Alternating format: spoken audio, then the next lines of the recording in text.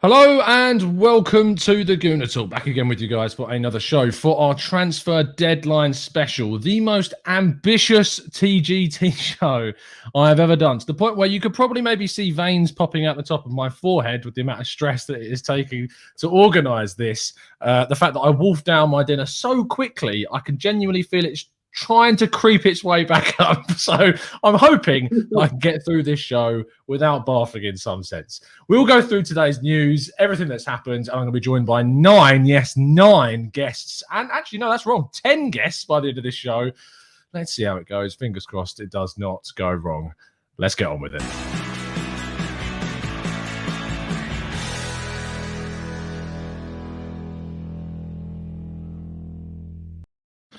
Let me introduce to you my first set of guests this evening. First of all is the man who loved to comb his beard. It's Jared Carver. How you doing, mate? Are you well? Doing good, Tom. Thanks for having me back. Right. That was a complete guess about your personal life, but am I right? No, you're pretty well spot on.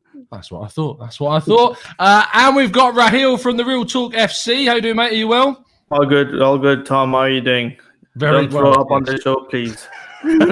I'll try my best. And making his TGT debut, it's our final expert member, Lewis. How you doing, mate? Are you well? I'm very well. Really excited to be here. Yes, excited to have you, mate. Excited to have you. And we're going to start with you. No pressure.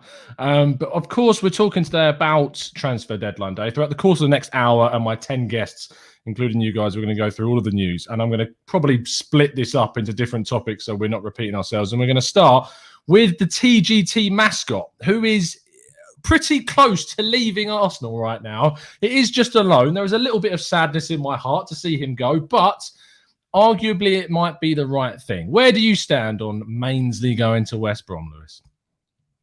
I think his best performance came in an Arsenal shirt in the semi-final v City. He really kind of announced himself as being a real solid defensive left wing back.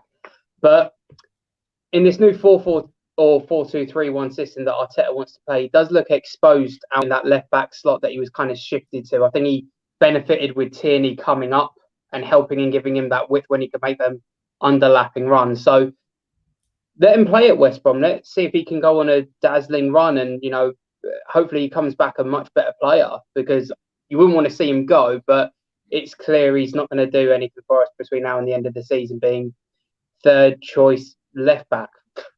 Yeah, no, I agree with you. I think that if he is going to go and play, it needs to be in a position either that Arsenal see him as playing in the future, or just simply to try and maybe get his value up for a move in the summer where we can recoup as much money as possible from some other bad recruitment we've done in the past.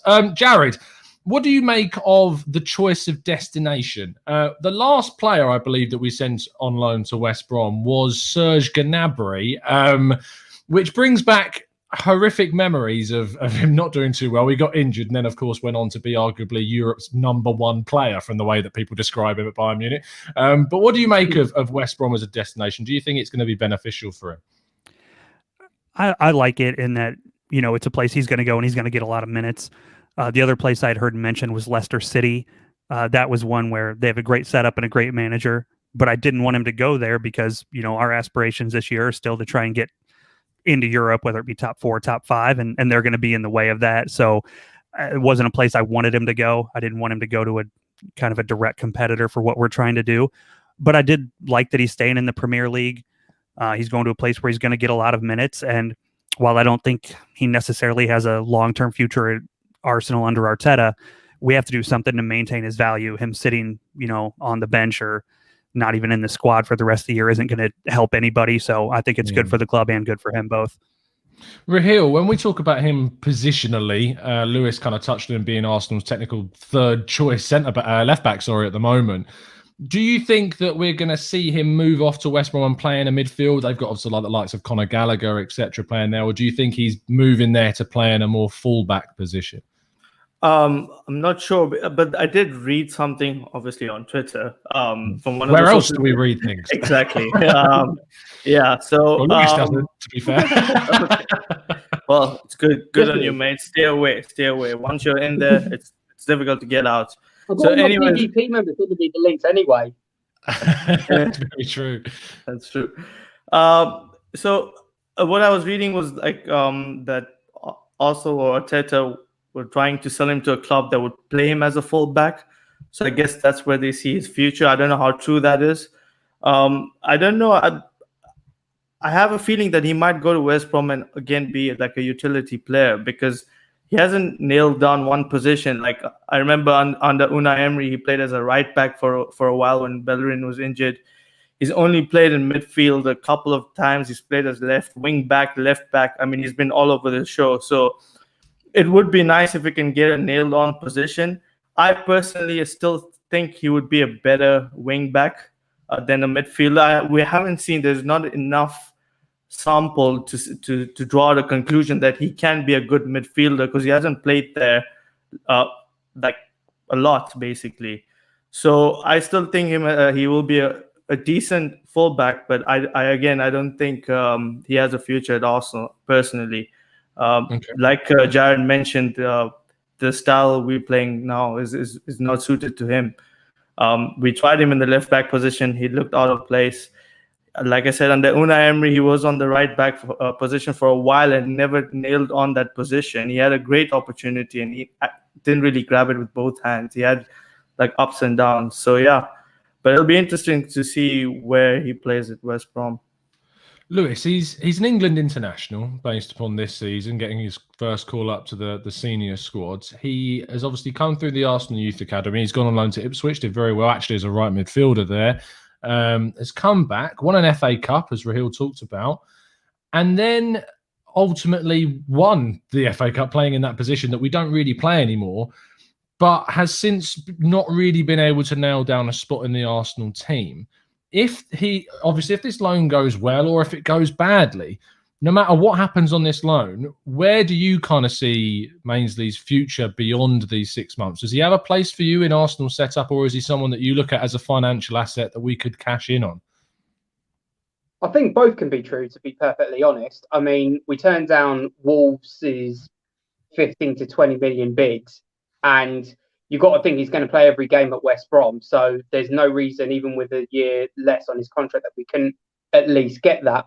I think the issue is he did a really good, the nicest possible way, hatchet job playing left wing back as a right-footed, ideally central midfielder, and he just absolutely stopped everything coming from Chelsea and Man City on the left-hand side in them two FA Cup games.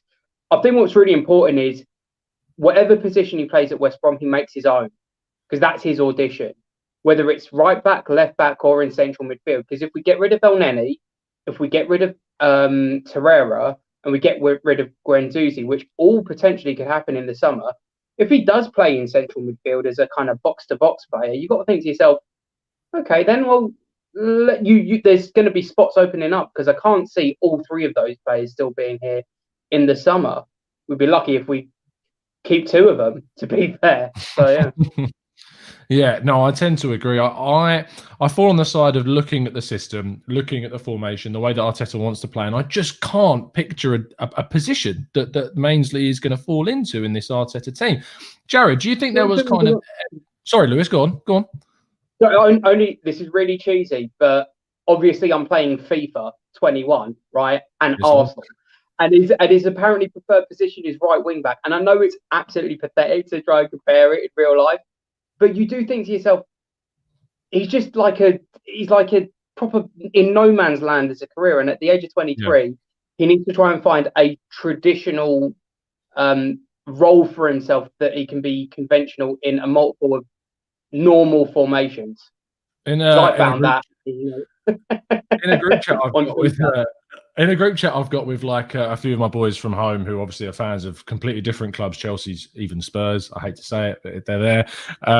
Basically describe him as a jack of all trades, master of none, because he can play kind of as this utility man, can come into different positions. But Jared, if you look at kind of Arsenal's ambitions going forwards, what we want to achieve, get back into the Champions League, be challenging up for the top honours, do you picture Mainsley being a guy in an Arsenal team that's doing that? Or do you think there is a use for a player like that in a team that wants to do that?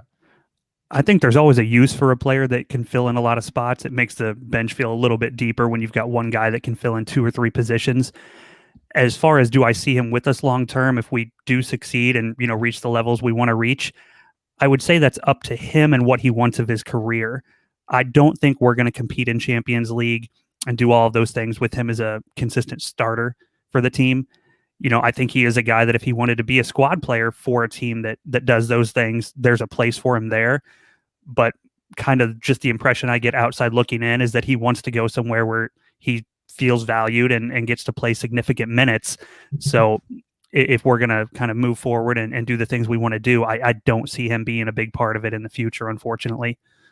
Yeah, I feel like that if you are going to have these kind of players that are there, the utility men are players that are really good in one position, but are versatile enough to play in other roles, rather than simply someone that can cover in these different positions. Because, I mean, as Lewis, you said there, I mean, we talk about FIFA, but they specialise him as a right wing back in that role because that's where he played the majority of kind of his time at Arsenal, has been at right back as the backup to Bellerin, but has never really been good enough to say Mainsley is this position. He is going to be this guy that does this role. That's never really been what he's about.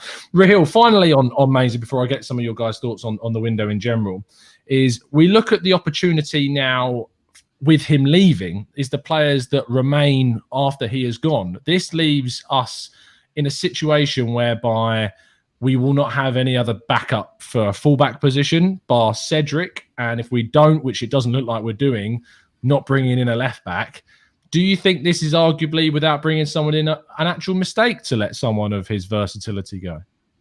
Yeah, in terms of like you said, it's okay. I don't mind him going on loan, but the fact that we haven't replaced another fullback in the team, because now we're seeing Tierney has injury concerns quite regularly, and we're only left with Cedric and Bellerin. And if one of them get injured, which is really possible because that also, like, everyone loves getting injured. I mean, that's like a trend we've set. Then what do we do? Does Xhaka go into the left back position? Do you shift someone else into that position? So we are leaving ourselves quite short. I think we should have gotten someone as a backup. And if we really, really want to charge for that top four, the top four position, then squad rotation is going to be key. And the way the season is going and the amount of games we're playing in such quick succession is going to be really, really difficult to go in with the season with 2.5 fit left fullbacks.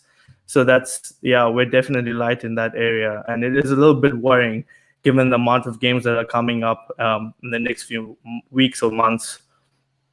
I tend to agree. I think it does leave us quite short. I think if suddenly players start getting injuries or we have to go into self-isolation for whatever reason because of the COVID situation, it could leave us short, and we pray that it doesn't. But we've seen with Tierney's injury how kind of desperate we can look in certain positions if some players start getting afflictions. That kind of concludes the Mainsley part of the show. What we're going to do with all of you, all of the guests that come on today, is ultimately towards the end of the 20 minutes to get your thoughts on the window as a whole and how you think Arteta and Edu and the recruitment team have done. So, Lewis, starting with you, mate, how do you look at this January? What were kind of your expectations of the window, and how do you think the reality of it has been different to what you expected to happen? I've got to say, I think it's been a very, very good window overall. Really good. I mean, they prioritised the one outgoings were the priority, and we saw pretty snappy early on the likes of Saliba going, Socrates getting torn up. Ozil going was magnificent, to be fair. I didn't think anybody saw that coming. And then replacing the Runarsson spot, for what a better word, getting Ødegaard in, way more ambitious, much nicer profile than that of Isco or Eriksen. And you think he would fit into the dynamic really well. I'm even happy with the likes of Mainsley and Willock going out, because I think these are good, talented players that need to be playing at the top level regularly, and they can't be promised that at the moment. Would have liked to have seen Reece go out on loan, and would have liked to have seen, maybe in a perfect world, cover for Tierney, because I think we're massively short there. And if we couldn't tie down Balogun, and maybe this is a waiting game, some forward planning for the Lacazette position in a perfect world. But I think it's a solid 8.5, 9 out of 10 window for me when you think about all the outgoings, getting our young players on loan out there where they can hopefully build their value in the market or come back and become starters for 2021-22. I tend to look at the window as an expectation is always low in January, because the business that you can do is always so limited. The players that you want to get often aren't available. Arsenal may have wanted to get Buendia in January, but he simply wasn't around for us to get. And why would Norwich sell him when it's so key to getting them back up to the Premier League and could earn them way more than the money they would have got from selling him? So it would have made no sense to do it in January, because it would have cost us a ridiculous amount of money. And I think that we've done quite well, Jared, with the guy that we did bring in the creative role, being Martin Ødegaard. I mean, how happy were you to see him, not necessarily just him, but a player in general coming in that creative role? I was really happy with the Ødegaard signing. Being that it's a loan, it's pretty low risk. We needed a guy in the attacking areas, and he's somebody that can kind of deputize for not just Emile Smith-Rowe, but also on the right wing as well. So I thought it made a lot of sense in that regard. And, if he really kind of hits the ground running and plays well, we can see in the summer if we want to try and extend that loan for a year or work out something permanent or whatever the case may be. And if he just kind of comes in, does okay, and fills a spot for the rest of the season, I'm okay with that too. We can send him back to Madrid, and then in the summer we can look at Aouar and Buendia and all those same guys we've talked about before. So I thought it was a smart move to fill a spot that we needed and fairly low risk for what we're putting into it. Yeah, I think that you look at what Ødegaard provides, his vision, his passing, his excellent season at Real Sociedad last year. Yes, he's not played too many minutes this season, which is why I was quite happy to not see him start against Man United, and that he was given only. I saw a lot of people kind of tweeting saying, with 30 minutes to go, why aren't we getting Ødegaard now? The kid's not played any football. Like, you can't just expect him to jump straight in and play nearly a whole half of football. It needs to be a gentle process. You need to get him in gradually, and I was very happy to see that. Rahil, Lewis touched on the Runarsson signing, arguably, with Matt Ryan coming in as cover. At the start of the window, a lot of people felt that was pretty much the most important thing that we did, was to get cover for Leno, because if without him, and after that Manchester City performance in the quarterfinal, which was not ideal, is probably the politest way to describe it. For you, was that similar? Was that the most important position? And if not, where else were you targeting? Yeah, definitely one of the most important positions. I think getting Ødegaard in was also quite important, because we can't rely on Emile Smith-Rowe to take us through to the end of the season. That's a lot of pressure on such a young kid. Although he's really talented, he needs some help. So that was also quite important. But definitely, keeper was one of them. Runarsson, like you said, putting it politely, is not a capable number two, especially the club like Arsenal. If you want to go places and if you want to get to the top, I'm sorry, that pressure has to be on every player. And if you, even if it's one game, if you put in a performance like that, you will be heavily criticized. And yeah, there were a lot of doubts. So I'm pretty glad that we got Matt Ryan in. And I think it was a really shrewd signing, and it came out of absolutely nowhere. I don't think anyone knew about that. So I love that. I wish Arsenal could do that more often. I know that it's not that easy given how social media is, but yeah. So that was a really good signing. I think he's injured now, which is I still don't understand how that happens. Like, every player that comes by now, he's an Arsenal player. I know. But come on. Yeah, but. Hopefully it's not a bad injury and he'll be back soon. I don't know how many games he's going to play. I'm not sure if he's going to play in the Europa League. But at least we know that if something was to happen to Leno, and I hope not, because he's been absolutely brilliant, then at least we have a capable backup and not having to rely on Runarsson. So yeah, definitely a very, very important signing. In my mind, fingers crossed, he doesn't have to play any games, because that would mean that would be great. Every single one. So that's where my head's at. As we round off our first section, I know, Lewis, you've already kind of answered this question, but I'm going to ask you all for your kind of score out of 10 for the January window with a very brief explanation. So, Lewis, explain that 8 out of 10 very briefly. Got rid of the big overweighting dregs of the squad with those huge wages, the Bundesliga click, as it's been called as well, getting rid of that. Arteta can start afresh. The additions that we've had have been in really critical positions. it'd have been nice to see some future planning and cover at left back. That's why it's not a 10. Other than that, given the pandemic, you couldn't have realistically asked for much more, in my opinion, anyway. Jared. I'd give it a solid 8 out of 10. I think last time I was on, we talked about, I thought this window, it was much more important, the outgoings than the incomings. And like Lewis said, we got rid of a lot of those high contract players. That'll save us some money leading into what hopefully will be a good summer. And the signing of Ryan was huge. I think all of us would agree that from what we saw of Runnerson, had Bernd Leno got hurt, we were not going to achieve anything we wanted to achieve this season. So I thought that was good as well. And overall, pretty happy with the window. And finally, Raheel. I'll also give it a solid 8 out of 10.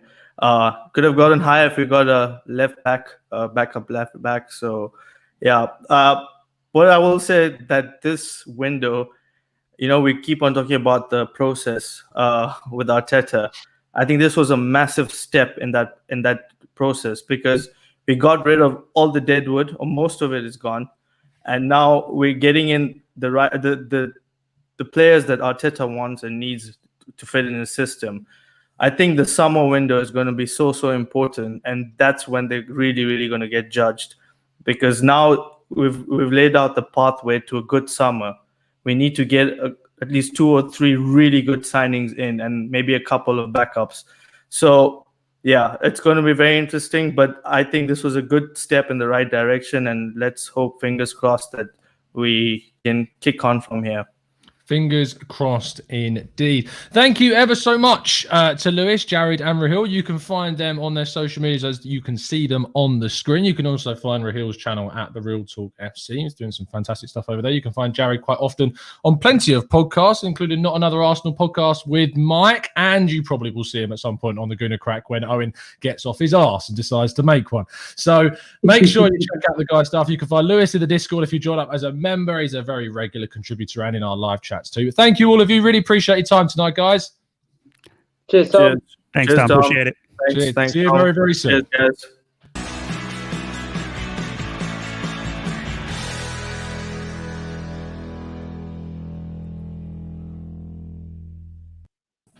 Would you look at that? How seamless is that?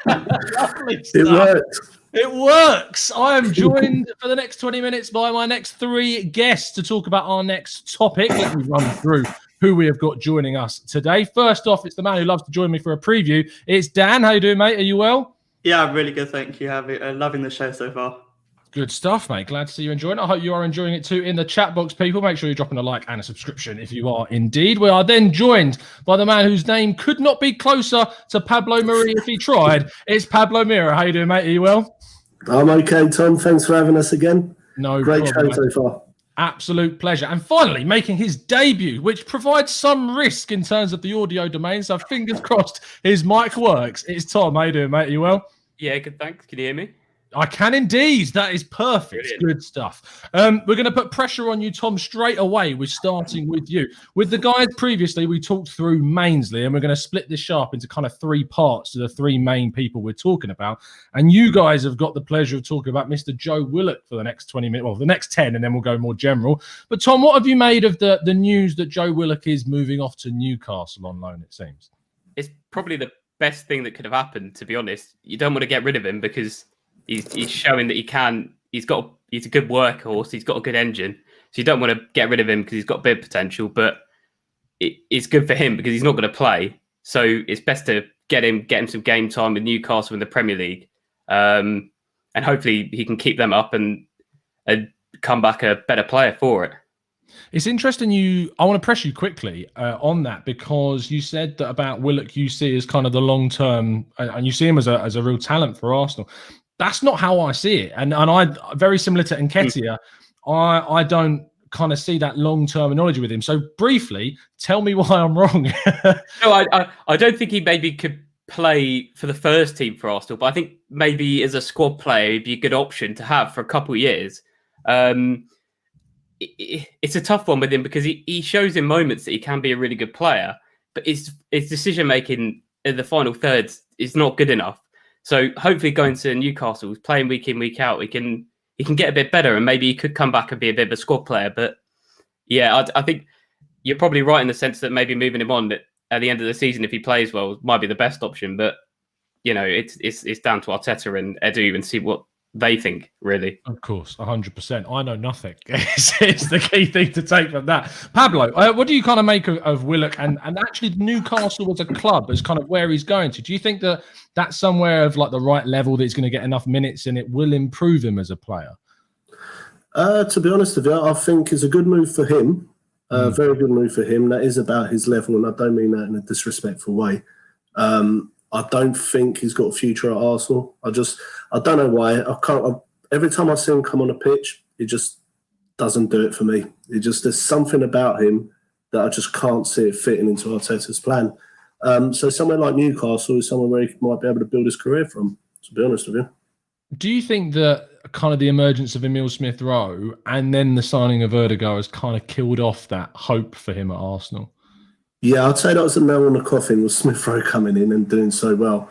But to be honest with you, even if Smith-Rowe didn't come in and do it, we would have had to sign someone even in January, like Odegaard, or someone in the summer to replace that position because he just wasn't doing it. I agree with you. Dan, you pulled a bit of a face, it's fair to say. I noticed it. You couldn't hide it when Tom talked about Willock in a bit of a long-term way. So I'm assuming you're not quite on board in that sense. So do you think that this is the right move in the sense that it could boost his value for a possible future sale? I think for sure. I mean, not necessarily just for a sale. If he plays well at Newcastle, by all means, he can come back to us. But we haven't really seen what he is. Is he a 6? Is he an 8? Is he a 10? And he's been playing for the first team for quite a while, and I still don't really know. And you look at our other Hale End players like Saka and who else is there? Smith-Rowe. Right. And and already Smith-Rowe within a few games is probably better than Willock. And so it'd be interesting to see, using your phrase, what Willock does at this new club for, I'm hearing it's 18 months, which probably gives him a way to actually get into that Newcastle team.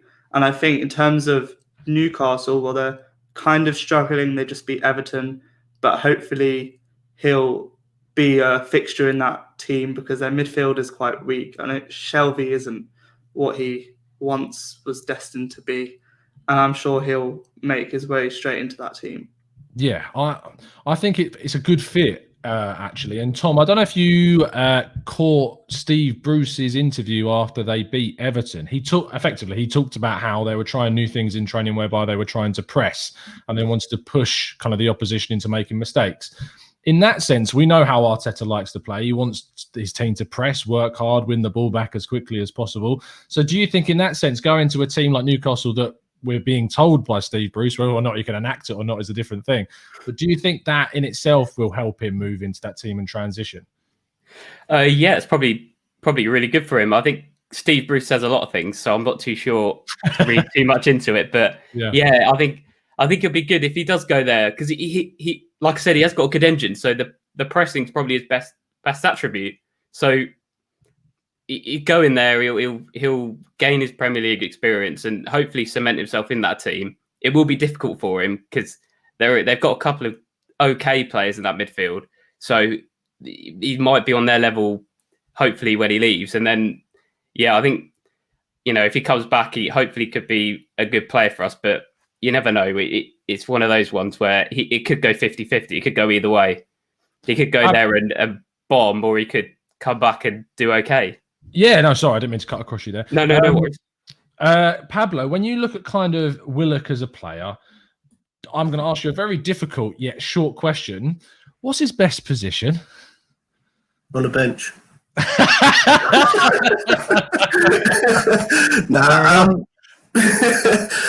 have to be honest with you. I think his best position is probably an 8, on my personal opinion. Yeah. But he still lacking physicality to play there. He's got the engine, definitely has the engine, and you can see he's got certain touches about him, passes and stuff like that, but his final decisions I think he needs to work on his physicality, and his final decision is because there's been many times when he has played and you think to yourself, just pass the ball and that could have been a goal. and it doesn't happen, and we end up losing it. He does that further back down the pitch, he's putting the defence under pressure.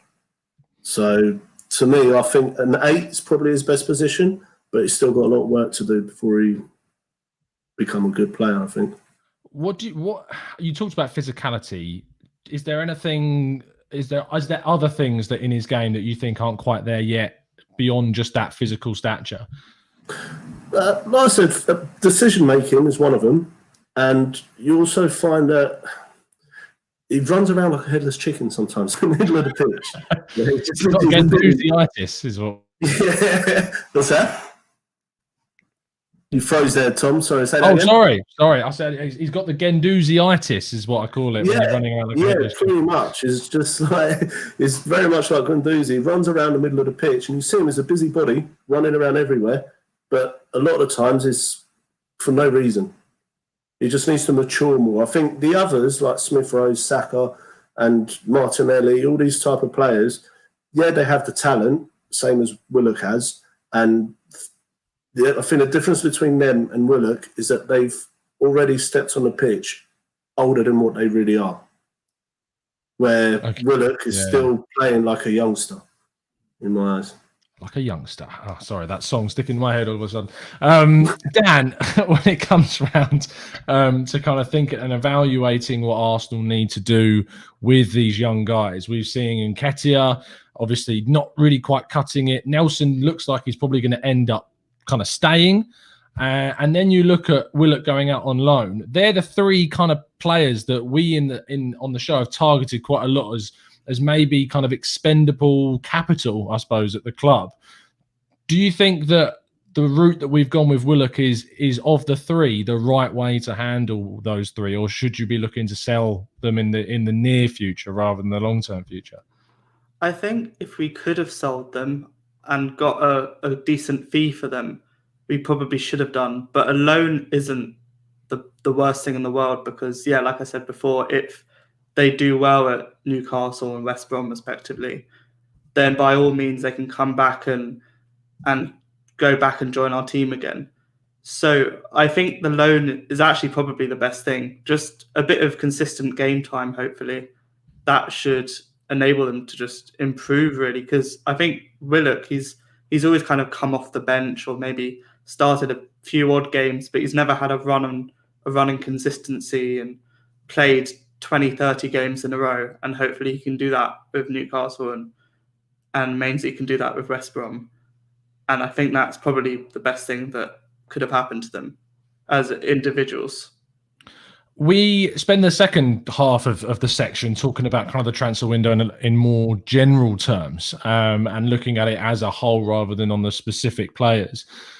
Dan, you're not going to be getting away of getting the easy road of going last this time, so I'm going to come back to you first. Do you look at this window as a very positive one, or are you still kind of expecting Arsenal to have maybe got in that cover at left back, maybe got in a more senior player in a creative role, done a little bit more in other positions, or do you think it's been a very good window?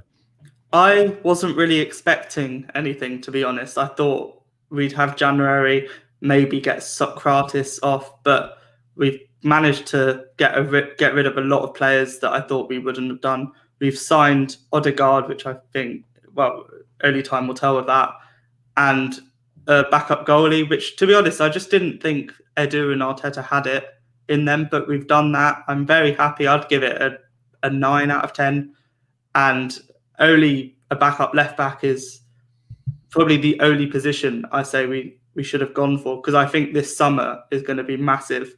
And that's where you're going to see, I think, like a complete overhaul, I hope. I hope that we do see kind of next summer as it's kind of this moving on point for Arsenal, because you've got so many players that are running out of contract. David Luiz, he could still be here. They might sign into another year extension. But Mustafi, who we're going to talk about a little bit later on in today's show, is obviously would have gone and is probably going to go in now. You've got Socrates that was expected to move on, Ozil that was expected to move on. And we were getting quite excited, Pablo, for the summer because of all these players that were going to be moving on. And Arsenal's managed to get so many of these guys out. In fact, you've managed to save, if, of course, we are in fact saving, because we're not sure of the intricacies of the deals and how if Arsenal are in fact paying any portion of wages. But if you account for all of the wages in total, Arsenal are moving off more than 500 grand a week off the wage bill by getting these players off. And that'll be huge for Arsenal in the summer, won't it? Yeah, do you know what? Hopefully that's the game changer. Hopefully that's the game changer because the excuse in the summer was that we didn't manage to get rid of the players that we wanted to. We've actually managed to do it, and very much like Dan said, I didn't think they had it in them. I think it's probably the first time in a long time where we've had someone like in Ned's position where he turned around and said he's going to do something and it's been done. So to me, I think this transfer window has literally opened up my eyes to hopefully seeing Arsenal in a much brighter future. We got rid of all the deadwood, or so-called deadwood, all the players in the higher wage that wasn't performing. Yeah. And now we're starting to see a younger, more energetic team coming through. And even the older ones that are there, it's almost like they've raised their game now because they can see all these youngsters coming through and putting pressure on them. And Arteta's sort of implemented this mentality of either put your heart on your sleeve and go out there and give it your all, or you ain't in the team. I really like that. I think it's amazing. It's an interesting point to kind of push on because Arsenal have had, for a long, long time, players that I've always kind of felt have been passengers as a description of just kind of gone with the flow. Ozil, we can talk all the live long day, and we have done on a number. I think, Pablo, in fact, you joined us for the Ozil podcast specifically. Yeah. And we did talk for a long time about Ozil. But it's about, and someone mentioned earlier, I think it was Rahil on the first section, talked about the German clique that are kind of formed in a way, and you had Kolasinac, obviously German speaking from being at Schalke, you have Mustafi, and it's very natural for kind of groups to form within clubs anyway, because you do gravitate towards people that speak the same language as you, that enjoy the same things as you, and there's nothing wrong with that at all. But there was kind of this feel, I suppose, Tom, that these groups were forming and that there was kind of these negative vibes coming from certain players, especially because some of the messages on social media. I mean, specifically, Mustafi and Kolasinac left kind of messages you could read a little bit into regarding Ozil's departures. Do you think in that sense Arsenal have done well to move on some of maybe the more toxic characters? Or am I being too harsh? No, it's huge. I mean, I was always a huge fan of Mesut Ozil, but it was time for him to go. Once he left, it opened the door for everyone because they were sort of hanging on and waiting with him because they were good mates. They were on high wages, happy to sort of sit around and not really take part. And then once he's gone, it's sort of, well, Kolasinac was the big one that left. It sort of opened the door for everyone. Or well, yeah, their bodyguard's gone now, so they've not got any protection anymore from Arteta. So it was good. That, as you said, the wages as well. You know, this was sort of a window about building for the next one rather than this one specifically. And we needed a window where we weren't going out and spending big money on big players. We needed to clear out first and sign younger players that were hungry and wanted to actually build a career at Arsenal or build their own personal career rather than sit here and not really perform. Oh, you caught me at the end of a message there when I was typing. That's fine. That's all right, no worries. I think that when you look at I want to be kind of, obviously you need to be careful about how you describe certain things in certain ways, and about like kind of the groups that do form. There's nothing wrong with obviously different groups coming together and playing. I mean, I remember when the German contingent at the club obviously was started off by, I think, Per Mertesacker coming in. We had Podolski at the club. Ozil came in. And you get that kind of synergy and chemistry between players speaking the same language. That's why I wanted to see David Luiz and Gabriel play at the back together, because when Gabriel came in, didn't speak much English, speaking Portuguese most of the time. So having David Luiz, a very experienced player next to him anyway, is good, but speaking the same language is also good. But there was kind of a negative vibe surrounding this group specifically. So moving them on is certainly positive. Yeah, and I think just to jump in, the difference between the Mertesacker and thinking they were leaders. They didn't want to sit on the bench. They wanted to fight for the club. They wanted to fight for the badge.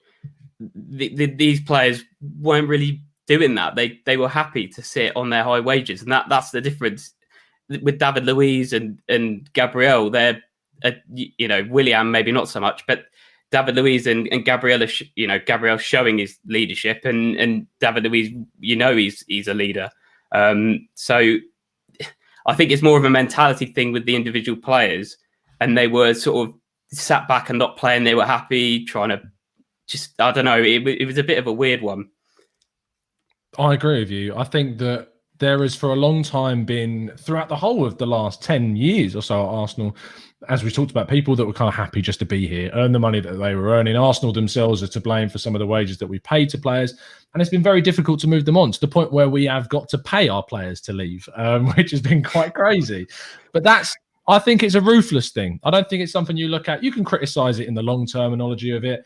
But I think personally, it's a good thing that we've just been ruthless, that Edu has been ruthless and said, look, we don't want you here anymore. Your time at the club is done. We don't want you even to stay to the summer because you're not giving us anything. You're not providing anything for us. So we're going to pay up your contract and you're going to move on and we're going to move on.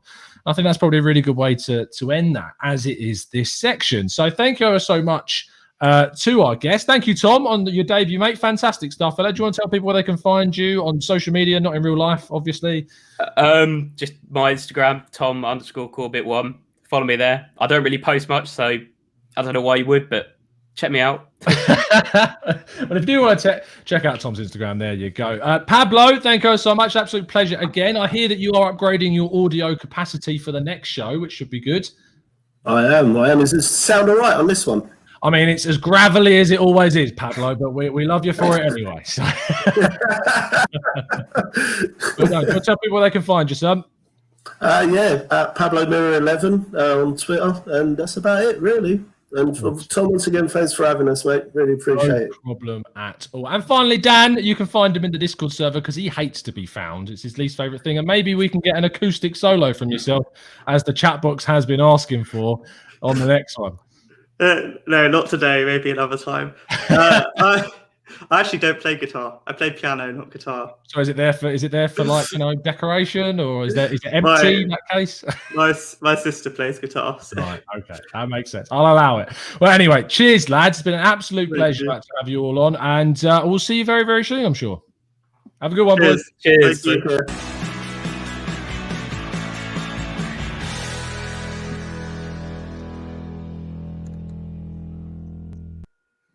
Oh, this is going brilliantly. Look at this. Got the third lineup seamlessly moved in to the show. I'm joined by our final three expert members for the last 20 minutes of the show who have drawn, it's probably fair to say, it's not even the short straw because we're talking about him leaving. It's we're going to be talking about Shkodran Mustafi very, very shortly. We've talked about Mainsley with our first crew of people, with Jared Rahil, and with Lewis as well. And then we've been talking to Tom, Pablo, and Dan about Joe Willock. So I'm first of all joined by Vinny to talk about Mustafi. How you doing, mate? Are you well?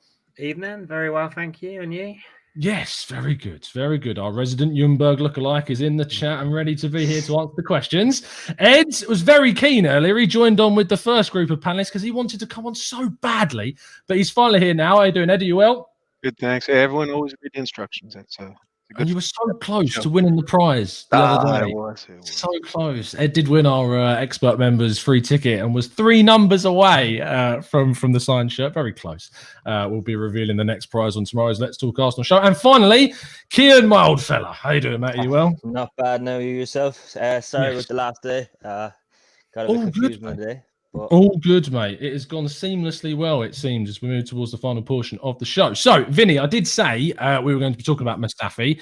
It looks like he's going. I mean, the German window closed quite a while ago now, but still I've not seen anything too official as of yet. But we do assume that deal has been done. What are your closing thoughts on the whole Shkodran Mustafi saga?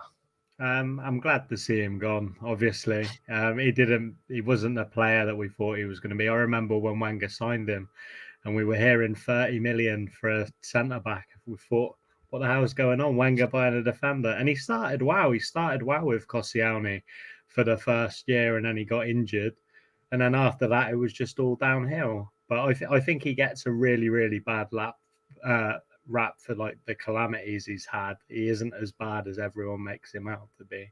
But yeah, no, glad to see him moving on and the rest of that little group of players because they was causing issues in the dressing room. So you think they were as well? Interesting, because we talked about that. I know you were backstage and listening to the guys, but you think there was an issues behind the scenes there too? Well, Ozil was obviously upset, and if one of your best mates is upset at the club, you're going to form a bond with him, and you are going to cause problems in the team because you're not going to be happy. And they wasn't playing really either, so you can understand why there was some resentment there. And I think it's better for us to move them on than to keep them in the club. And Arteta now has a team he can work forward with. Yeah, I agree with you 100%. Ed, it's a very simple question, but what does Mustafi mean to you? Well, it takes a lot to feel sorry for these guys with the money they make and the lifestyle they have. It wasn't from lack of trying with Mustafi, although, the play against Crystal Palace, I don't know how you ever come back from that. But then, what gives me faith in the whole Arteta thing is I walked away from the FA Cup and the end of last year and thinking maybe he's all right. Of course, quickly learned that was kind of false hope. But no, and I agree with what Vinny said. When he first came in, World Cup winning center back, we paid that much money for. He looked so miserable. I mean, he all the time, with how many times did he, everybody was offside. Every goal he gave up, the guy was offside. Right? It's always come on. So it was, even though all of these guys that are out, we're going to be out of contract in the summer anyway. It's best to just move them on and give them a chance to get their career going. So he tried. It just didn't work out, and that's fine. That's fair enough. It's a very somber way, and it's a nice way of putting it. I think there are good things about Mustafi amongst the terrible mistakes that have been made. And Kian, I'm unfortunately going to give you the task of talking to me about them. I want to know from you a positive memory of Shkodran Mustafi, please. Oh. Look at the face. I actually don't think there is one. The more I think of it, he scored against Spurs in the North London derby. Let's think about that one. That's true, but other than that, maybe his game I love that. That's true, but maybe the Europa League. But come on, let's be honest. We could nearly play against some of the teams in the Europa League. I think Mustafi, it's time for him to go. It was time for him to go years ago, but I think I went to one of the games that he was playing in, and I always kept an eye out on him because if, like what Ed was saying, it's always someone else's fault. If I feel like the chemistry in the team is going to be a lot better, because if something goes wrong, it's no one else's fault. They'll say, okay, we'll get over it, we'll move on. Whereas Mustafi, you've got a bit robotic there, Kian. I don't know if that's just me hearing that. But can you hear me? You've got like a proper Dalek for a second. Can you hear me? Is it properly now? Yes, you sound fine. Yeah. I don't know what you did, but yeah, it's fine now. No idea. But what I was saying was basically the chemistry in the team is going to be a lot better, because when Mustafi was going wrong, it was somebody else's fault every single time. And that was getting players down. So for me, I feel like with the likes of Holding, if he does something wrong, everyone's there tapping him back saying, come on, let's move on. Whereas with a partnership with Mustafi, it was always the opposite way. I think that there will be the more positive things to look at, obviously, once he finally does move on, which is going to be very soon, of course. It's not always best to think about players, I suppose, in the worst kind of ways. I did put a jokey thing into the comment section asking what the most positive memory was. Dan Robert, who just joined us a second ago, says today is his most positive memory of Mustafi, which is very harsh. Actually, to be fair, probably our best memory of Mustafi was we could post on Instagram saying he's a World Cup winner. That was probably yes, yeah, very true. The thing is, Mustafi embarrassed me a lot because people watch the channel for a long time know I love my La Liga, and I remember in 2016, I think it was, maybe when he signed, the amount of people that were tweeting me asking about what he's like, and I remember going, yeah, he's actually pretty decent. He's good in the air. He's strong in the tackle.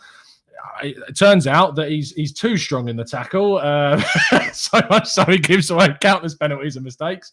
And he's not. He's probably a patch on my records, to be fair. But no, it is the right time for him to move on. I'm glad that we've managed to move him on as and when we now have. But yeah, it's it's a sad day in the world of Mustafi, but hopefully you can turn things around. And you never know, you may see him back in a Germany international shirt one day. That would be a turn up for the books. That really would. Anyway, to finish off the last kind of bit of this section is I want to get your guys' kind of more general thoughts on the January window as well. And I've done this with everyone so far in a number of different ways. But Vinny, starting with you, we talked a lot about kind of the players that have moved on. Arsenal themselves, and I kind of want to look at Edu specifically. I said, and I know not many people will know this, is I said if Arsenal didn't sign anyone before Crystal Palace, I think it was, that I was going to throw my toys out the pram and get on the old Edu out train. But he didn't get anyone in before Palace in that creative role. Eventually, he did bring Odegaard in, but he's been very busy this January, it's fair to say. Do you think that he may have turned the corner in a lot of people's minds with what he's done this January? I think he's done well this January. He's definitely surprised me with how quickly he managed to get out the players which he promised to get out. And then we've made 3 signings. You wouldn't have thought at the start of the window we would have made 3 signings. A goalie, because obviously we made mistakes with Roverson. We got Odegaard coming in as a cam. They're good signings. They're good Who's signings. the third one? Am I missing one? Yeah. Oh no, it must be me. There's one coming in later on. It's Emil Smith Rowe because he feels like a signer, but Right, he popped out of nowhere. But no, really good window, and I think we can only really judge Edu from now going onwards. I think it's hard to judge him on the summer where there was so much going on with Rouse and Ellie, obviously playing silly buggers at the team, but. No, decent window for me. Probably an 8 out of 10. I'm really happy. Yeah, I think it's around that number. I mean, the 2 that's missing to make it go to a 10 out of 10 is always what we focus on. There's always room for improvement, as we like to say. Ed, what more could have Arsenal, do you think, done this window besides, I don't know, signing Messi maybe? The left backup would have been nice. There is still a couple of hours, right? There's still 2 hours and 11 o'clock your time.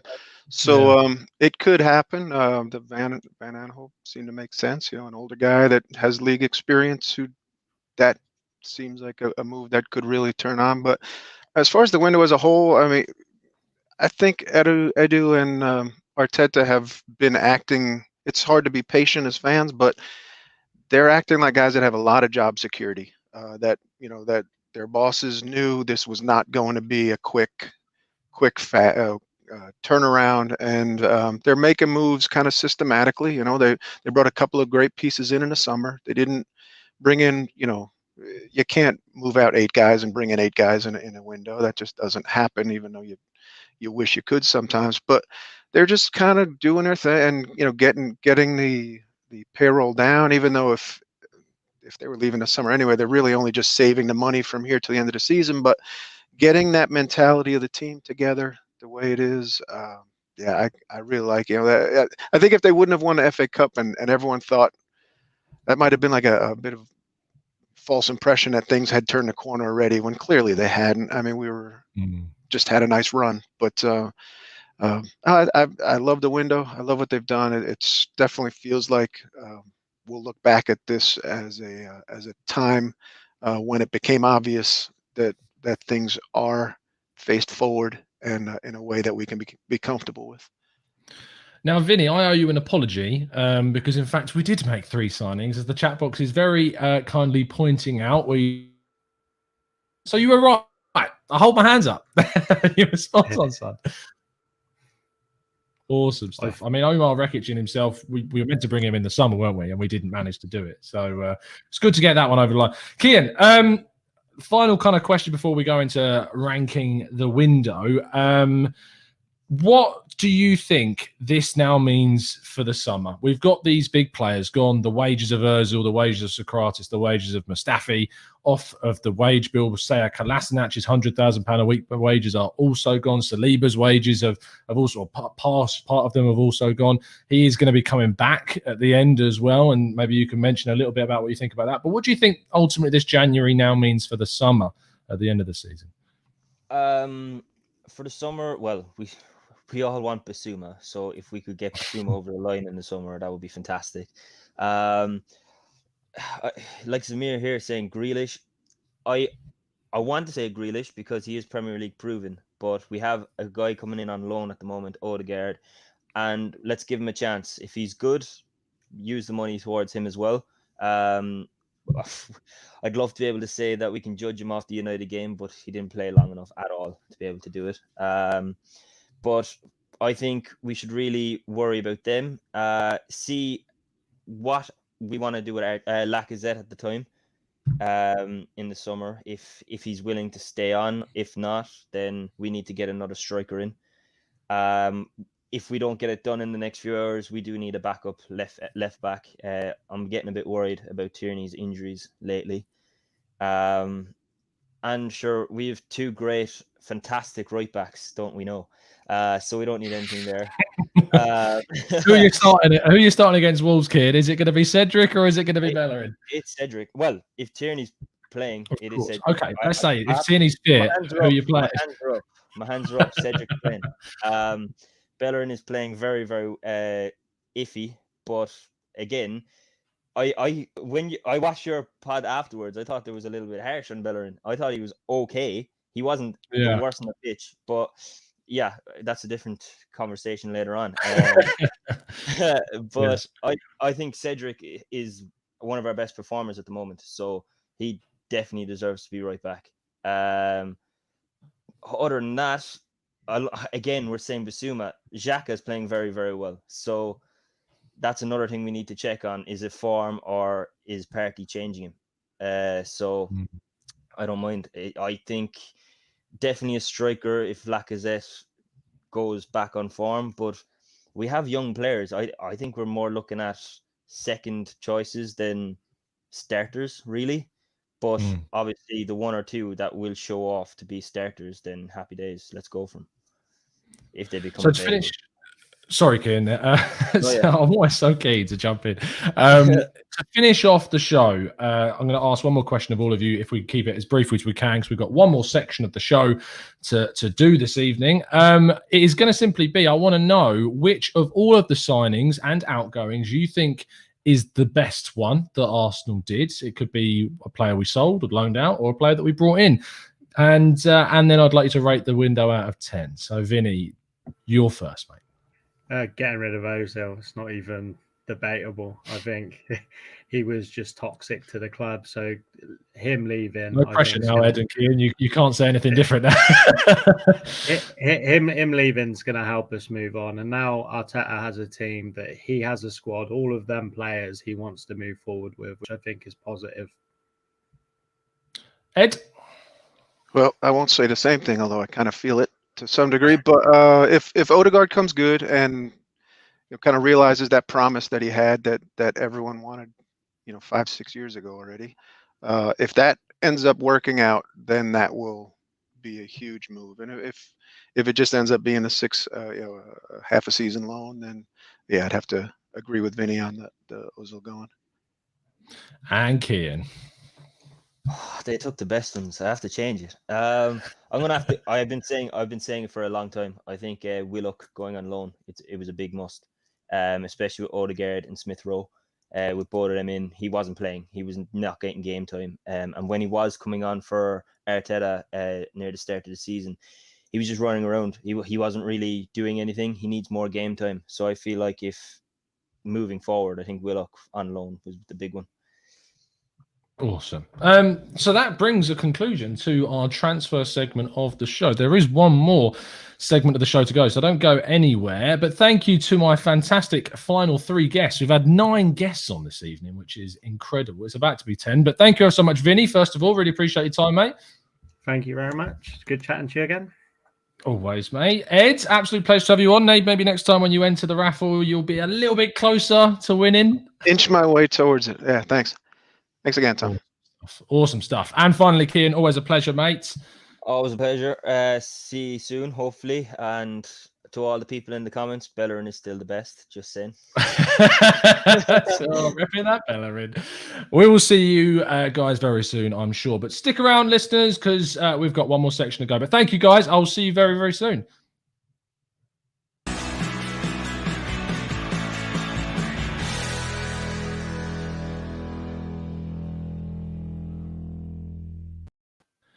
On to our final segment of the show. Hello, Dan. How are you? Are you well?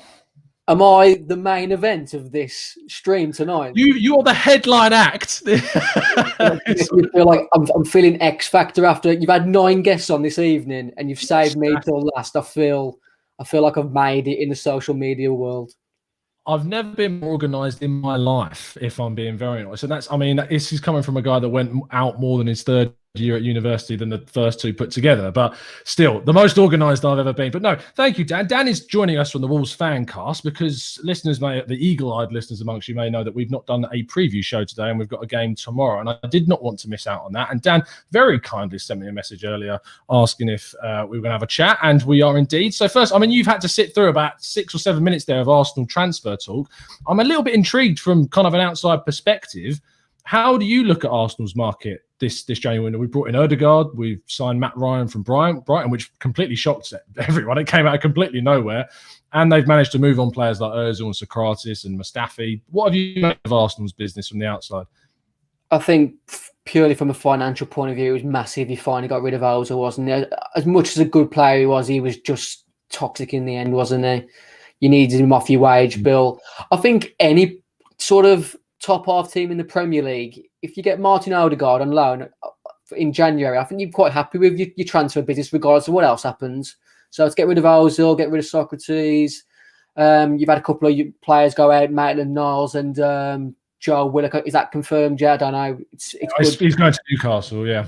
Yeah. Maitland-Niles, we were linked to him in the summer. I think he got to quite an advanced stage in negotiations. But obviously he's crap because he's gone to West Brom on loan.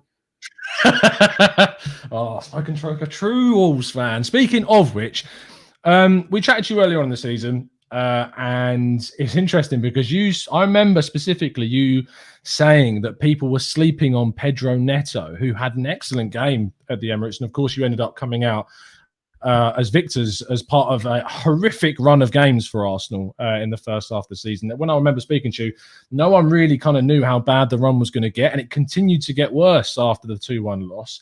And it was one of those first games when we played you the first time round where you were 2-1 up, of course, and Arsenal kept attacking, and you kept sitting back. And I remember sitting there and going, oh my God, this is literally what every team can now do, because there's no way that Arsenal have got a goal in them. We just did not look like in the first half of the season that we could score.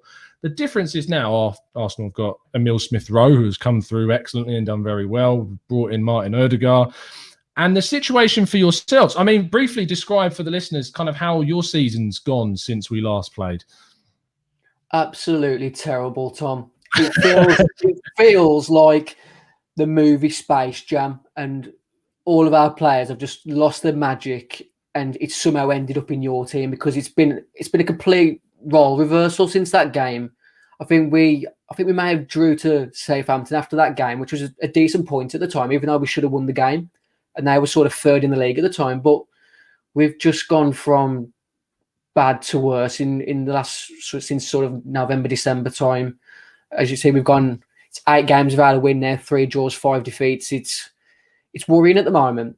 We need to get results quickly. We had a good point away at Chelsea last week, and then we've just threw that away with a performance on Saturday, quite demoralising performance where I don't think either team really deserved to win, but we definitely didn't. We were set up in our normal way under Nuno of trying to keep things tight for the first hour and try and nick something in the last half an hour. But if you lose that first goal in the last half an hour, you climb the mountain. And we were struggling for goals at the moment. William Jose looks the part from what I've seen so far. Going back to sort of our match tomorrow, if we can get Traore running at Cedric on that left back, pumping balls into the box for William Jose, that could be a massive part to play in tomorrow's game. But we need a win quickly because we're starting to look over our shoulder. Brief tangent. The real Janice in the chat box, thank you for the super chat, does ask you a question, Dan. He's super confused because he knows all of the flags, but which one is that he's asking that is behind you? That is the flag of Sao Tome and Principe. It's the island of what Nuno Espirito Santo was born on, even though he played for Portugal. Really? Yeah. Oh wow, that is very His niche. grandfather was from there, but he was born there, but played for Portugal. Oh wow, there you go then. That's There you go. You learn something new every day. Indeed, as a former geography teacher, I appreciate that more than others. So there you go. You brought up Willian Jose. I want to talk about him briefly. I am a lover of Spanish football anyway, and I've seen him quite a bit at Real Sociedad, and I always kind of thought a move for him was going to materialise to a bigger club eventually, and it has formed now with Wolves, who of course again Brazilian, so Portuguese speaking, and has that synergy with a lot of other players within your squad. You mentioned that you think he looks a tidy player. Do you think he is kind of the person that you needed, considering the absence of Jimenez, which of course happened in the game when we played you? Yeah, massively. He's clear a focal point that we've been missing since Jimenez has been injured. Was that sort of a bit of a local rivalry where you were hinting at them talking about how he should have gone to a bigger club because Tottenham were linked to him last season? No, it was not at all, mate. It was just a sense where I look at him as a player, and I think that he scored goals at Real Sociedad as kind of being this focal point. And you lost Jimenez, who himself was very much a beast of a striker up top and would just score goals for fun and get on the end of crosses and would bully defenders. And you moved to Fabio Silva, who I didn't genuinely know much about when he was at Porto. I heard little bits and pieces about him coming through the academy. But then you went and spent 40 million euros on him, and I'm thinking, Christ, this kid must be absolutely unreal. And I know he's still very young and very raw, and maybe that talent will come through one day, but it was very evident to me that you needed to do something in the market in that area. I think we broached on it last time we spoke, Tom, with the Jorge Mendes influence, our sort of transfer policy, which seems to be open up transfers, criteria, Portugal search. That just seems to be the general consensus of what our recruitment was in the summer. We saw Nelson Semedo as well, big money Portuguese player. Portugal are one of the favourites for the Euro, so it's not a bad market to search with him, but you've got to do better. Spending £35 million on an 18-year-old, I think Fabio Silva will come good in a few years' time, but he should not have been our second string striker this season. He should have been a sort of third or fourth. Got minutes every now and then in the league, but was maybe one of the main strikers in our cup runs. You go back to sort of what you mentioned, no one really knew a lot about him. You look at sort of the goal compilations you see on YouTube, you see what he's capable of. You look at the 18-year-olds from years gone by, your Rooney's, your Michael Owens, the Mbappes, they're all electric. They've all got that one bit of acceleration which sets them apart, regardless of whether they have the physicality. He hasn't got it. No. He hasn't got that acceleration. The only thing I can see him being, I don't mean to keep bringing him up, but Harry Kane, he seems to be lined up to have that sort of physique and that sort of eye for goal. I think that's what they've got planned for him, because from an acceleration pace sort of point of view, he hasn't got it. So spending £35 million on an 18-year-old, you have to question the recruitment. And then when you find out Jorge Mendes takes £10 million from that deal, it's not nice. It's not nice. It's a shame, because I look at how Wolves, and I don't want to get bogged down in Wolves recruitment, of course, looking ahead towards the game, but I look at the players that you have brought in, and there are some really good signings. Like I like Podence. I thought it was weird when he went off to Olympiacos. I think it was from Sporting Lisbon, because he was quite really highly rated at Sporting Lisbon and wound up in Greece. Pedro Neto has kind of stepped to the fore, and I'll bring him up again because you spoke about him so glowingly last time we spoke as well. And either in kind of the midfield with Ruben Neves and Dendoncker, who broke the mould from the Portuguese side of things. I don't know, you'll be able to tell me better than me. Was he another George Mendes client, Dendoncker at Anderlecht? But again, it's another just solid signing that makes you competitive with his physicality in the midfield, and he's versatile. They can play in the defence as well. But all of that, and all of the signings made, Wolves are in a difficult position this season. And the final question from a Wolves perspective, before we talk a little bit about the game, is on the guy that which your flag behind you represents. There is a lot of pressure building on Nuno, to the point where I've seen on social media and from writing generally about football that some Wolves fans are willing to throw in the towel. So I'm interested to know where your head's at on Nuno. I'm very bipolar when it comes to Wolves and Nuno at the moment. I don't really know what the best course of action is. My one statement that I keep throwing out on a daily basis, whether it's to work colleagues or friends, is the grass isn't always greener, but sometimes it is. Yeah. Man City fans. Wenger days. yeah, definitely. The situation is like you look at Man City. I'm sure there would have been Man City fans that said we can't get rid of Mancini. They've gone on to succeed after him. Nuno has brought himself a lot of grace, and he's definitely got a lot of sentiment being sent his way at the moment for what he's done in the last few years. But there is a degree of stagnation that's coming at Wolves recently. Whether it's the fact that I don't think it's purely all the way down to losing Jimenez, because the start of the season when Jimenez were fit, we weren't really hitting the ground running. We were picking up points, but we weren't really entertaining to watch. We were transitioning in between formations, trying 4 at the back instead of 3 centre backs with wing backs. So it's been a tough season. I think Wolves are one of them teams that's really struggling without fans in the ground, but it's not an excuse you can use. Every team's dealing with it in some ways. You guys have maybe took advantage of fans not being in the ground because you haven't had that sort of I agree with you. During 90 minutes where like Xhaka has a bad game, so they'll throw him under the bus again. When William came on against Man United the weekend, I'm sure that would have brought up some sort of groan when he got brought on, which I don't think Arteta would have brought him on maybe if there was fans in the ground. It's everyone's dealing with the lockdown differently. I think we're struggling without fans in the ground, but the fact that we're not picking up results at the moment, and we're not really an entertaining team to watch at the best of times. So when we're not picking up results, it's very frustrating being a Wolves fan at the moment.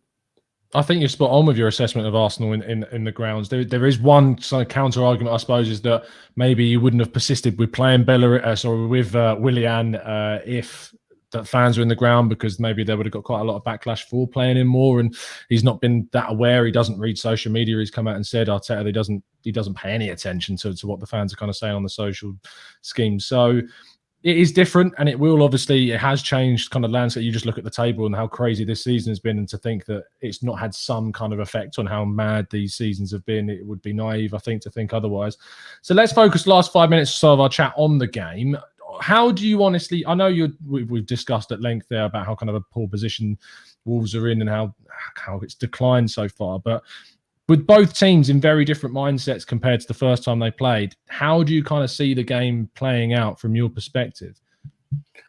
I think the fact that, I'm not sure it's confirmed yet, but it's likely that you got Aubameyang, Tierney and Saka all missing tomorrow. Is that Tierney is definitely out. Saka was in training today, but I highly doubt he'll be ready. Aubameyang was also in training, and because he wasn't an injury, he could be back, but we don't know 100%.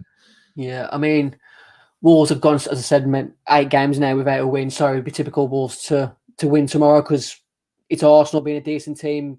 8 games without a win. We've got to get a win sooner or later, but it also could be one of them games where we get completely turned over because things are that low, with that lower confidence at the moment. I'm personally going for a score draw tomorrow, but I really don't know how to play. I think Wolves are that low on confidence at the moment, and I think Arsenal have become really decent going forward since our last game. I really like Emile Smith-Rowe. Bukayo Saka is, I've mentioned previously, England have got some really good attacking players at the moment, but he's definitely pushing for the Euros, whether it's a starting place or not. It's crazy how much he's kind of come through. I mean, even Emile Smith-Rowe, if he kind of continued that form, and the other England player in the team as well that's impressing is Rob Holding at the back, who's done excellently well. And interestingly, yourselves with Connor Cody as another England international hopeful for the Euros, I look at Connor Cody and I would think that Rob Holding at the moment is targeting him as his best kind of competition to get into the team alongside Michael Keane at Everton. Those two I look at as possible players he could maybe disrupt. He hasn't got an England cap, I don't think, at senior level, Holding, and has been playing quite a lot at the top level for quite a while, but with his injuries and the knee problems that he's had has kept him out. So whether that pick happens, we'll have to wait and see. But I think that Holding, if he plays like he has done in the last kind of 5-6 games or so, has got a great chance of getting into that squad. So talk me through what you kind of expected from Nuno tomorrow in terms of a lineup. Do you think that you will revert to the 3, what we saw kind of the classic Wolves, or do you think he will be more adventurous with his lineup and go for the 4? From sort of comments that he's come out with in today's press conference, it seems to me that we're going to go with a 3 again. He keeps on talking about sticking to what we know, reverting and resetting to what our foundation is, which is, like you mentioned, just Connor Cody, leading us out from the back, spreading his passes to the wing backs, getting us up the field. I'm hoping that Ruben Neves will be back in the 11 tomorrow, because we missed him massively on Saturday. I think our centre midfield is, my quote was on our Fancast reaction videos, was a child with a bucket of shit creativity levels. That's how our centre midfield is frustrating me at the moment, because I think Leander Dendoncker, you mentioned him, just great midfielder, but from an attacking point of view, he can't score.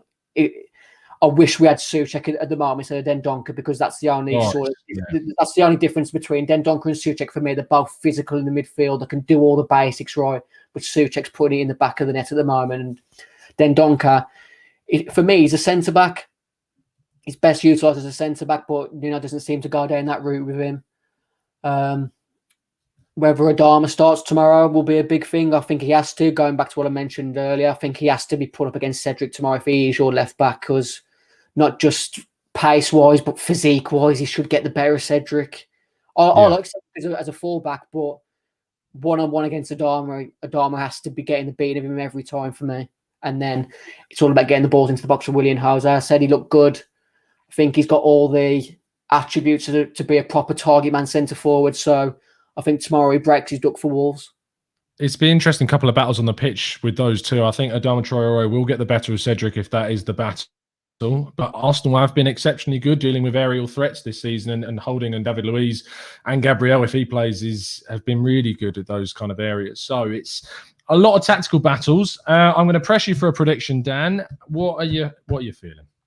I'm going to score draw tomorrow. I think it'll be 1-1. I think we're still a bit lacking the confidence. I still feel like we struggle to create chances with a back 3, which definitely stifles us going forwards. And then with our centre midfielders not really creating much. I think we're more over-reliant on our wing backs, and Semedo and Hover haven't really clicked into gear, whereas Matt Doherty was one of our main goal contributors last season. I think it's going to be a close game. I think that it's just something about yourselves that Arsenal I don't know if it's a mental thing against Wolves, but really kind of we do tend to, it's a few good games that we have against you, but there's just always that mental block against yourselves. Crystal Palace is another team. Brighton has been in the past, but we have overcome Brighton. We score draw, or not even a score draw, it was 0-0 against Crystal Palace. So there is a mental block for some teams with Arsenal. I feel like Wolves is one of those. I'm always the optimist, so I'm going to go for a 2-1, but I think it will be close. But I really appreciate you coming on this late, Dan, this evening, and you've given some really excellent insight to the listeners as well. Do you want to give a shout out to the Fancast and what you guys are going to be up to? Yeah, we're still going strong, 13 years now. WFC Fancast on Twitter. We've got our YouTube channel, Wolves Fancast. Give us a search and subscribe on there. We're trying to get that side of the channel going more often. Now we've got a good tactical analysis side by Gully at Molyneux Musings, who does that. It's good worth watching if you're into the tactical side of football. Yeah, give us a subscribe. We're at it. We're doing our best. If you like Wolves, you like football, come to us and keep doing what you're doing. You've got a good channel yourself.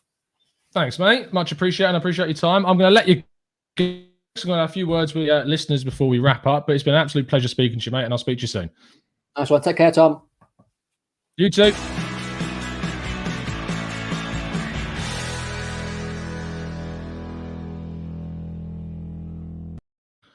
It's there. We did it. Wow, that was an intense hour and 15 minutes of TGT this evening. 10 guests making up the last hour and 15 minutes or so. It was an experience. It was a lot of work and organisation to put together, but it worked seamlessly. And all of you guys in the chat box that have stuck around, we've had more than 600 different listeners or more on tonight's show, which has been great. Concurrently, there's been at least nearly 300 of you watching on average, which has been absolutely fantastic for transfer deadline day. It's not been great in terms of incomings. It doesn't look like anyway we're going to be seeing a left back coming into the club, and that is a shame. Obviously, it's a real big shame that we can't get that covering, because I feel like we really needed that cover. We really needed someone to come in and give us that kind of added emphasis and allow Cedric maybe to move to right back if Tierney isn't available. But it's not going to happen. It is what it is. But I just want to take a moment to give a couple of thank yous out. First of all, to my 10 guests that came onto this evening. First of all, Dan, of course, in our first show. I'm going to have to look at my paper because so many guests on. We had Jared, Rahil and Lewis on the first 20 minutes, so make sure you go and rewind back if you missed out on the first half. Jared, Rahil and Lewis talked us through Ainsley Maitland-Niles, Mainsley, our mascot possibly believing. And then the second 20 minutes, Pablo, Tom and Dan all joined us to talk about Joe Willock. And then finally, with the fun stuff with Mustafi, we had Ed, Kian and Vinny to talk about that. So if you've missed any part of today's show, we've had 9 different guests on talking about Arsenal. And at the end of the show, which I'm sure if you're still listening now, you've tuned in for, we were talking to Dan from the Wolves Fancast about tomorrow's game. It has been a hell of a show this evening with so much going on, a lot of organisation. It's been a hectic day. This was my first January transfer deadline day officially as a journalist, so it's been crazy. It's been phone calls, it's been articles, it's been researching, it's been non-stop, and there's some really exciting stuff. Tomorrow, it's not going up on the channel, but it will be going up on 101 Great Goals, as I'm having an interview tomorrow with Udinese's Norwegian youngster Martin Palumbo, who is breaking into the scene in Italian football. We've got some great interviews coming out with some players in the MLS. I'm hoping to get an interview with a player at Benfica as well very soon for our Young Players series. It's going well. Things moving forwards, things are moving up in the world, and I'm really fingers crossed hoping that we can get somewhere with both TGT. There's some big things. Members, a massive thank you to you guys, of course, all the people that came on today's show, but also all of the people that help support the channel all the time. Your financial backing is massive. What that financial backing, I am always very coherent and clear about what it goes into help. And there is some big changes coming to the channel professionally in regards to the aesthetics of it, of what it looks like. I know we've got some really good graphics that I try my best to put together with the help of some, of course, some fantastic videographers and designers, and all their links are in the description. But we're moving in a very professional direction with some of the financial backing that you guys and the members have helped us to support and build up the channel, because everything that you guys put into the channel always goes straight into it and making it as good as it can. It pays for microphones, it pays for cameras, it pays for so much stuff to make this as good as it possibly can. And I'm always as open and honest about the support that you guys give to us, and that's why I try to repay it as best I can by getting as many of you on as possible, by doing the Discord server, by doing the competitions, winning prizes, giving you as much as I can, and I hope you appreciate it. I really, really do.